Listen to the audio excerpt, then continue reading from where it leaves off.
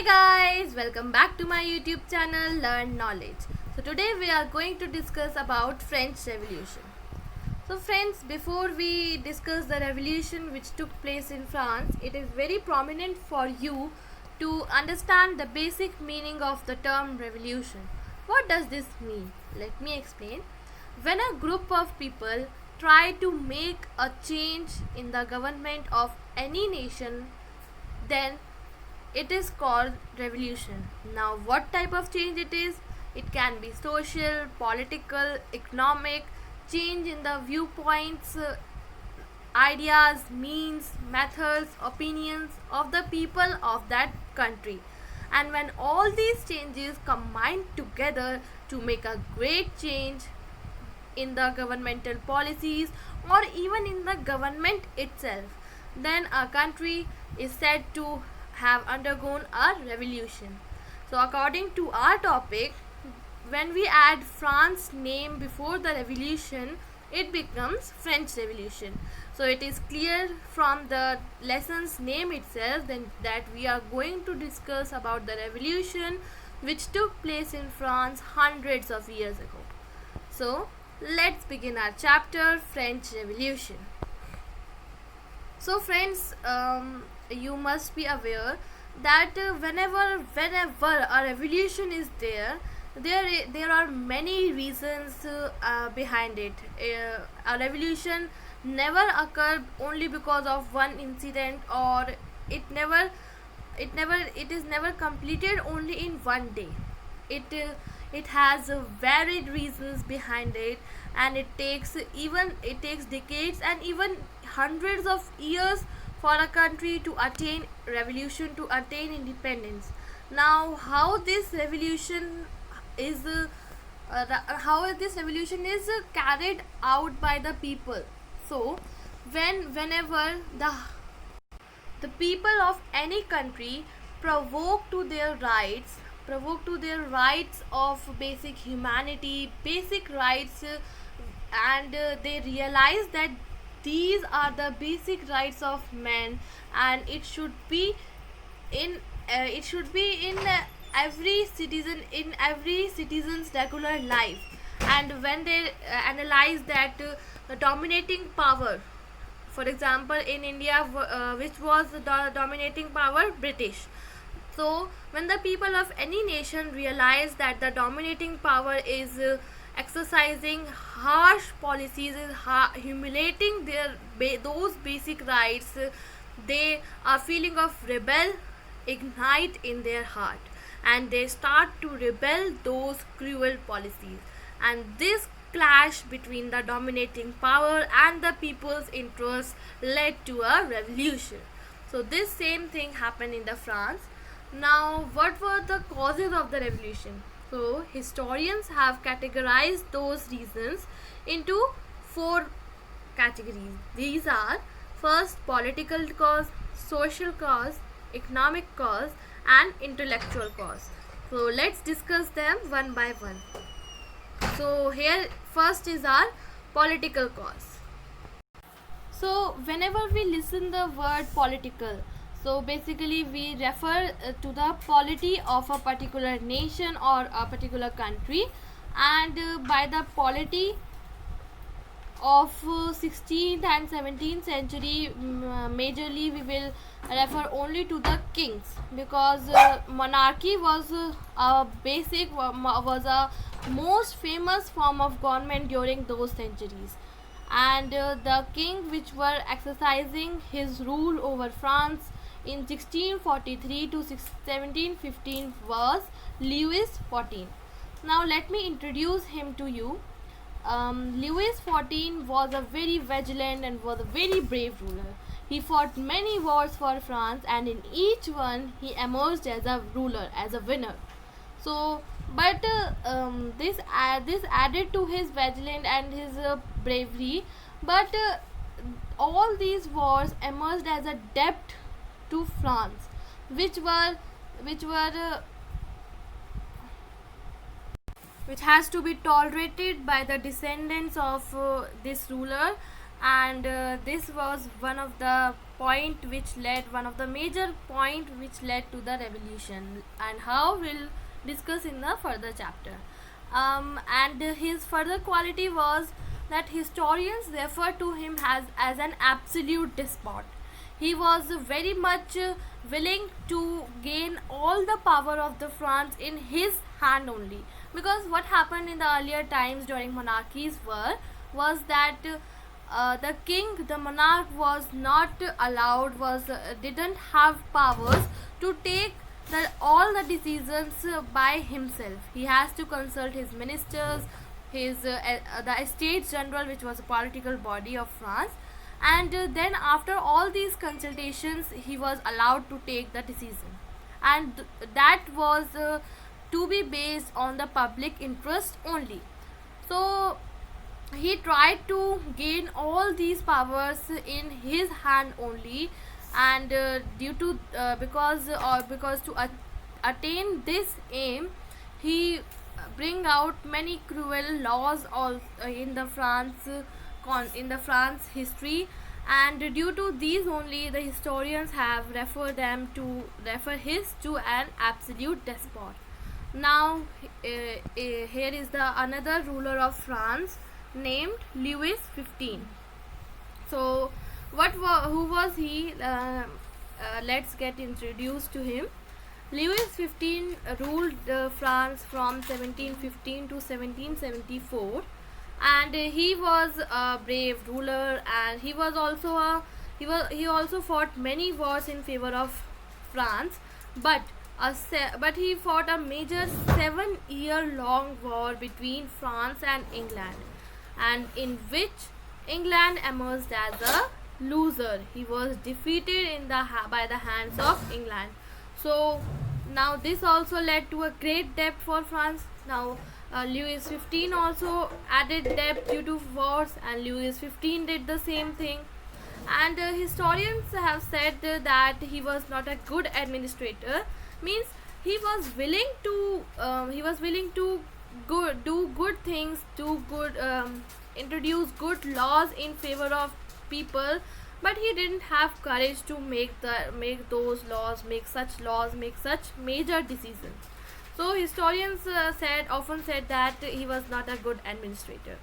Now we are coming to our next ruler, that is Louis 16. He is the main one in which during whose reign the French Revolution was carried on.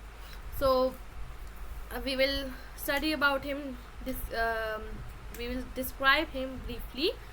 He he assessed the throne of France in 1774 at the age of 20 years only.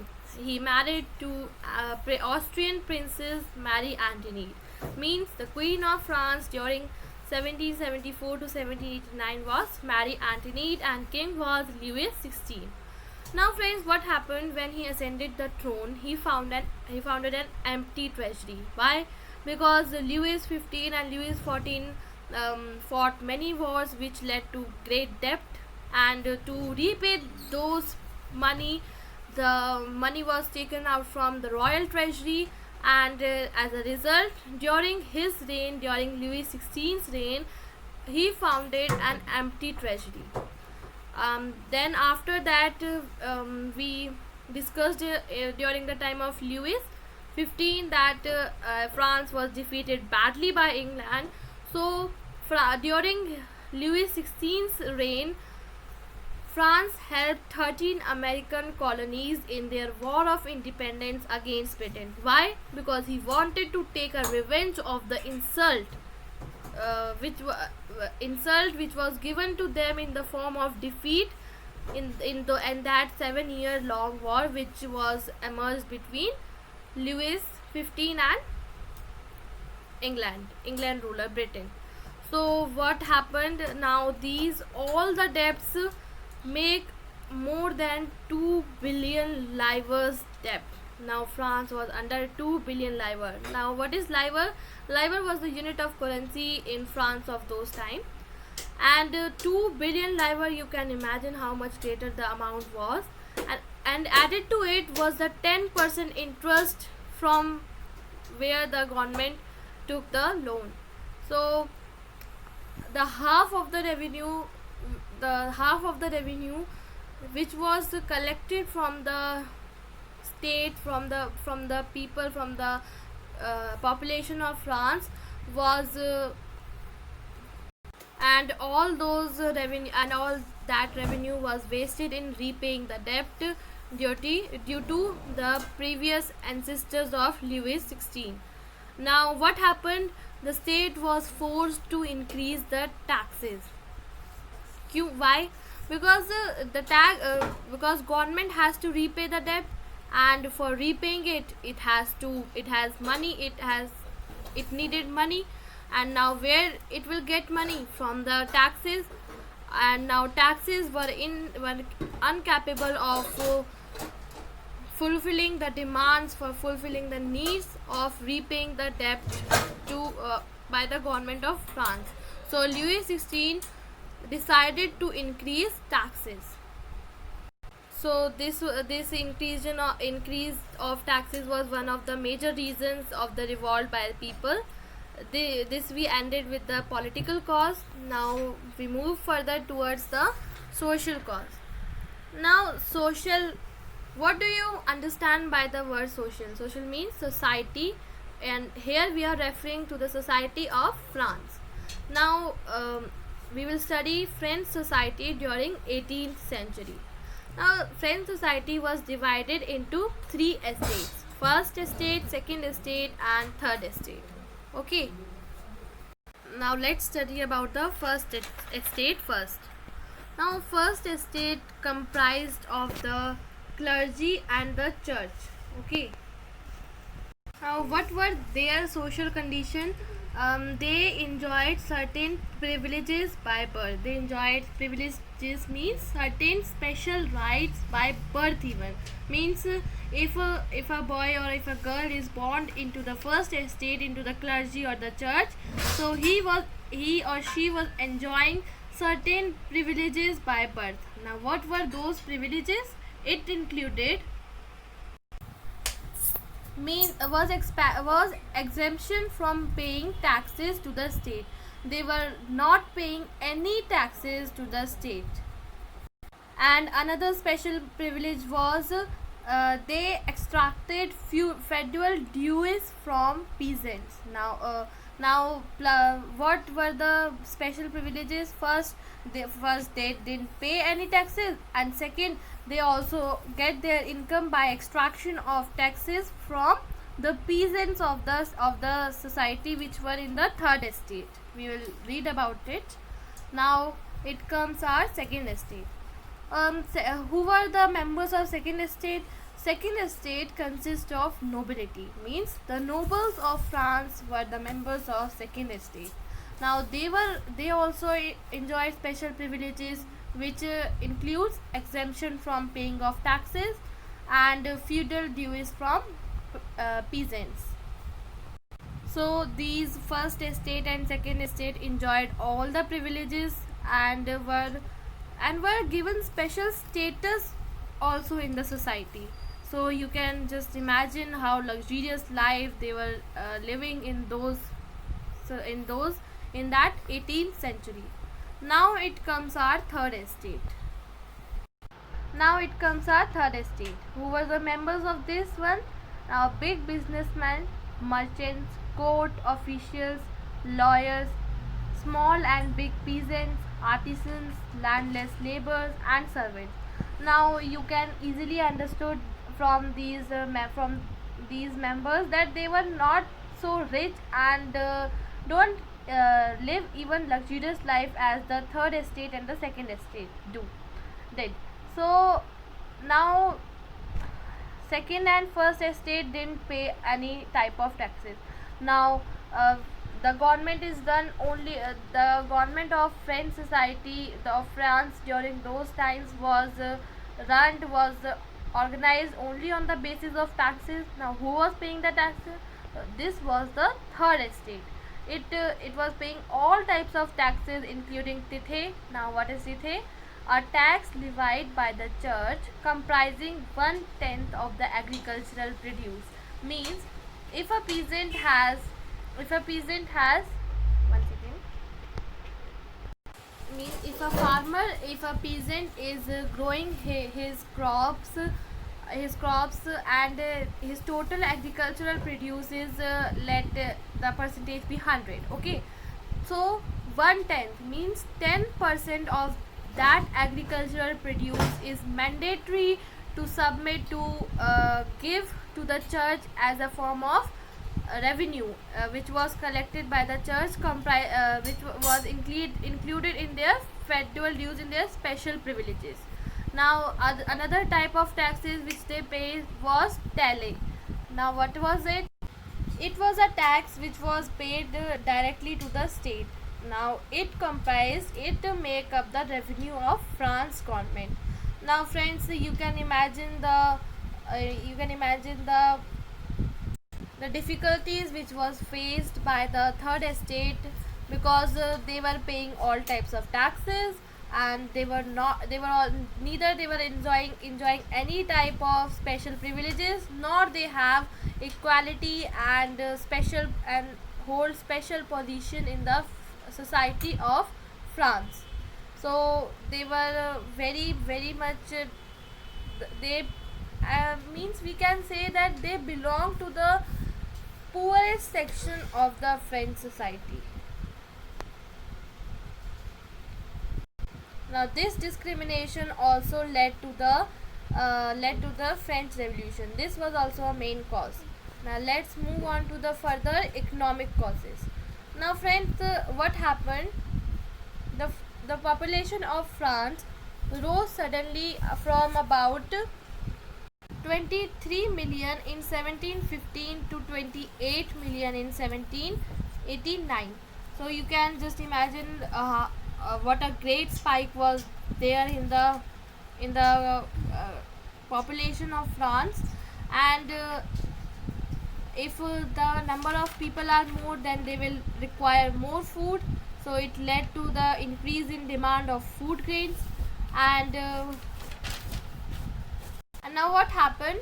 Production of grains could not keep pace with the consumption. Means consumption increases and production decreases.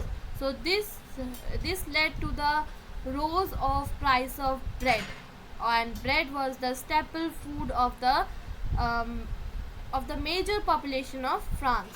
So it led to the it led to the famine in France, and it was something which occurred frequently in the France of ancient regime. Now another was laborers worked in the shops of their owners, and their owners fixed their wages.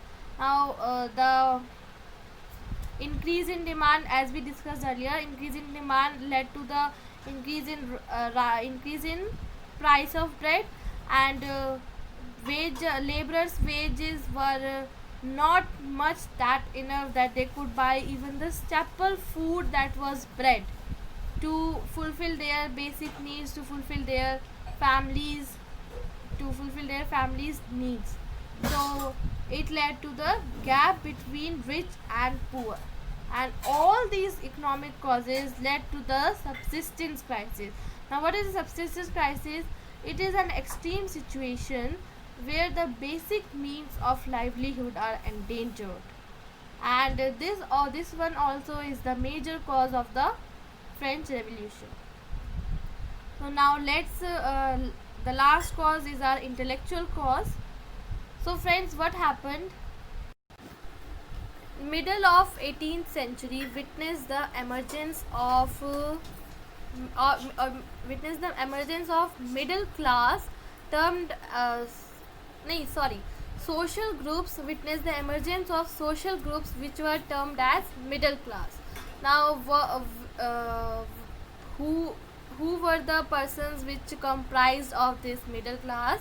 These were the educated. Note this word. These were the educated professionals such as lawyers and administrative officials, and their ideas were that no group, no privilege, no estate, no group in the society should be privileged by the birth. Rather, A person's social position must be decided by his own merit. So these were the ideas of those middle class, those social groups which emerged during the 18th century. Now in this intellectual cause we come to our next important topic, which was the role of philosophers in promoting the ideas of equality and liberty among the population of France. So who were those philosophers? Look on your screen. These were John Locke. He wrote his book Two Treatises of Government, in which he promoted the idea that doctrine of divine and absolute rights of the monarchs should be refuted. These must not exist in French society anymore, because it led to the it led to the difference, discrimination between rich and poor. Another philosopher was Jean-Jacques Rousseau. He wrote his book The Social Contract, in which he promoted his ideas that government should be based on the social contract between the people and their representatives. Means there should be equal rights given to the people of the France to choose their representatives, to have a freedom of opinion, and elect their representatives by themselves. Means in brief, he was determined to bring a democracy by people in the France. Another respected philosopher was Montesquieu. He wrote his ideas in his book The Spirit of the Laws. He proposed a division of the French society of the government into legislative, executive, and judiciary. It is the form of government which is prevalent in India and most of the democracies today. So he proposed that type of government in the 18th century for France. So friends, the ideas which were put forward by all these philosophers were discussed continuously by the educated, by the members of Third Estate.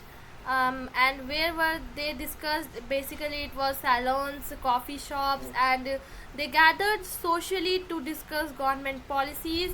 And these ideas of these philosophers were promoted at a great height, and this was also a major reason for the French Revolution. So friends, if you like the video, press the like button and share with your friends to enhance their knowledge also. And please subscribe my channel. Don't forget to press the bell icon to get the latest video updates. Thank you for watching this video.